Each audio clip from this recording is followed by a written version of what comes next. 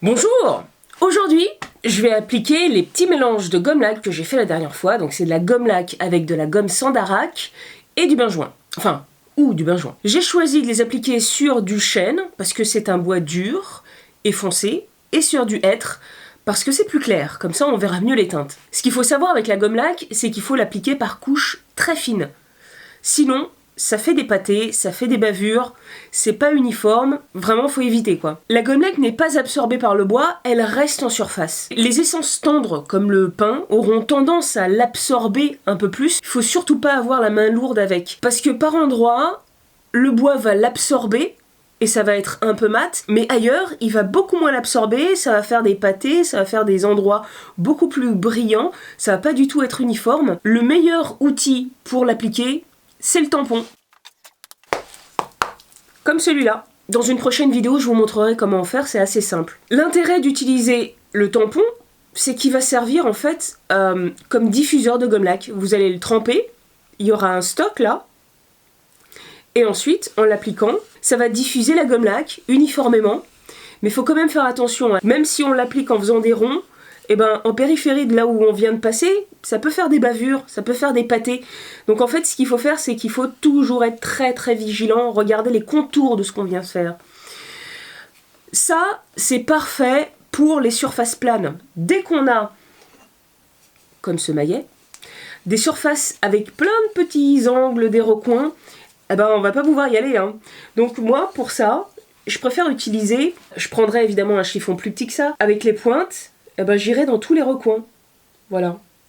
Et ensuite, après avoir fait le recoin, tout de suite après ce qui vient à côté, je l'étale. Mais bon, là je rentre déjà un petit peu trop dans le détail de comment appliquer la gomme laque avec un tampon ou avec autre chose.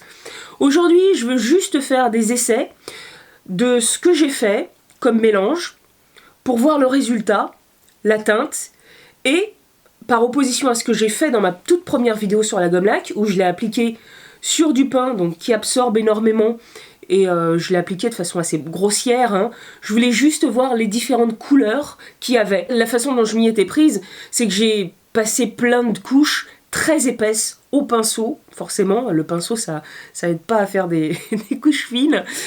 Et surtout, j'avais pas du tout préparé mon support. Mon but, c'était de voir la différence de couleur entre chaque gomme laque. Pour le coup, on l'a bien vu. Là, en revanche, je vais vous montrer ce que ça donne en y ajoutant la gomme Sandarac et le benjoin sur des bois plus durs. Je ponce les planches pour les préparer, et pour que ce soit plus efficace, j'applique de l'alcool entre chaque grain pour faire remonter les fibres. Il vaut mieux ne pas dépasser le grain 320, sinon la gomme laque accrochera moins sur le bois. Pour avoir une finition parfaitement lisse et douce, il suffira de faire de très légers ponçages au grain 600 par exemple, entre la première et la deuxième couche pour enlever toutes les aspérités.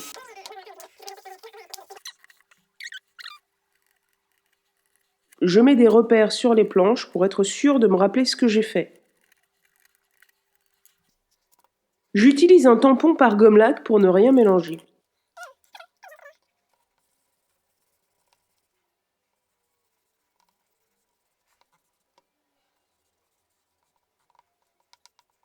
Après chaque application, je conserve le tampon dans un bocal hermétique pour éviter qu'il sèche.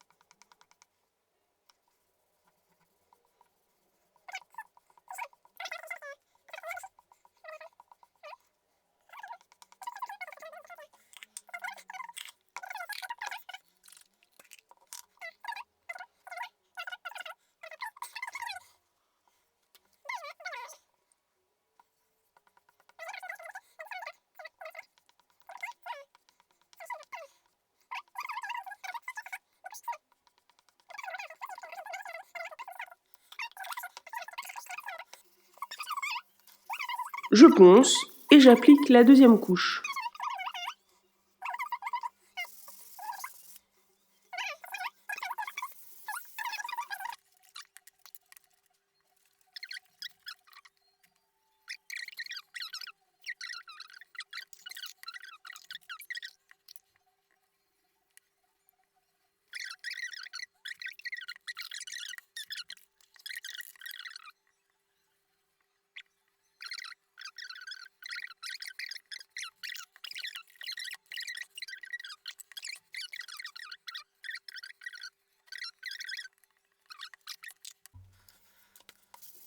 Encore un petit ponçage et c'est la dernière couche.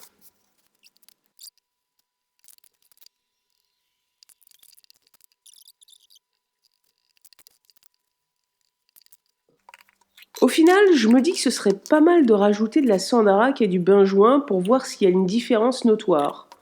J'en profite aussi pour faire des essais sans sandarac ni benjoin pour pouvoir comparer tout ça. Je vous épargne les applications et le ponçage, regardons plutôt le résultat. Voilà le résultat de mes essais. Ça va être difficile de vous montrer quoi que ce soit à la caméra, comme d'habitude sur les finitions, c'est pas évident. Alors, là, c'est mon tout premier essai, donc une dose très raisonnable de sandarac et de benjoin. Et là, c'est au moins doublé, si ce n'est un peu plus. En fait, moi, ce que je vois, c'est qu'il n'y a pas de grosse différence entre les deux. De l'autre côté, j'ai même mis de la gomme super blonde et de la gold orange, sans benjoin ni sandarac. Alors, j'ai bien fait les choses parce que j'en ai mis aussi sur le chêne. Et voilà, je vais comparer pour moi, hein, je suis désolée. Donc, ça, c'est du blond. Et le blond avec le benjoin, je vois pas de brillance notable, en fait, hein. Le blond avec la sandarac, non plus. C'est strictement la même chose, en réalité. Le gold orange, c'est pareil, hein. Et si je compare à... Donc, de l'autre côté, voilà, je retourne. Donc là, c'est là où il y en a le plus. Le super blond avec... Il est où, super blond? Du coup, j'ai noté de l'autre côté. Ah oui, blond, c'est là, le premier. Bah non, hein, c'est pas flagrant. Ça saute pas aux yeux. En revanche, ce qui saute aux yeux, pour le coup, c'est que je trouve que la gomme laque super blonde, qui est donc dessirée, sur cette planche-là, où il y a des reflets, et ben les reflets sont beaucoup plus dorés, nacrés, ici que là. Ah bah si je retourne, d'ailleurs, on voit, là c'est pas mal, le gold orange, ici c'est du gold orange, et là c'est le blond, bah, du coup il y a deux nœuds. C'est sûr que là, c'est plus nuancé, c'est plus contrasté et plus nacré, légèrement plus. Ça me plaît plus, moi en tout cas. Puis là, oui, voilà, pour faire le pendant de l'autre côté. En effet, là, c'est beaucoup plus nacré, on voit des traits nacrés. Ce qui n'est pas le cas dans le gold orange. Sur le hêtre, c'est moins évident parce qu'il n'y a pas tous ces reflets magnifiques comme sur le chêne. Mais quand même, là, c'est plus terne. En revanche, bah oui, ce qu'on peut noter, en réalité, c'est que le gold orange, qui a plus de couleurs, donne une teinte, une très légère teinte, par rapport à la super blonde. Ça, c'est ce qui arrive quand on applique avec des fines couches sur des bois plus durs que le sapin. Ce que j'avais fait là, c'est du sapin. J'avais appliqué des grosses couches, en réalité. Sur les nœuds, on voit bien le nœud. Il est très joli, ça fait pas une grosse tache noire, ce qui est souvent le cas pour la plupart des produits de finition. Donc ça met en valeur les nœuds, le bois debout par exemple, ça l'empêche d'absorber énormément de choses et de devenir très très foncé. C'est pas le cas avec la gomme laque, parce qu'elle reste en surface, elle n'est pas absorbée par le bois. Quand on l'applique, elle forme comme un film qui vraiment isole les choses. Et donc, si vous avez un meuble qui sent mauvais de l'intérieur, que ce soit du bois ou pas, parce que même par exemple là sur du mélaminé, la gomme laque, elle tient. D'ailleurs, j'ai fait des essais derrière. Je vais essayer de ne pas tout faire tomber. Oups là. Vous voyez derrière, c'est un peu grossier, mais j'ai essayé de la gomme laque teintée avec des pigments naturels. Ça marche et ça tient parfaitement sur le mélaminé, ça s'enlève pas, ça tient sur tous les supports, hein. C'est assez épatant. La dessirée, elle est aussi considérée comme plus pure, puisqu'elle est plus filtrée.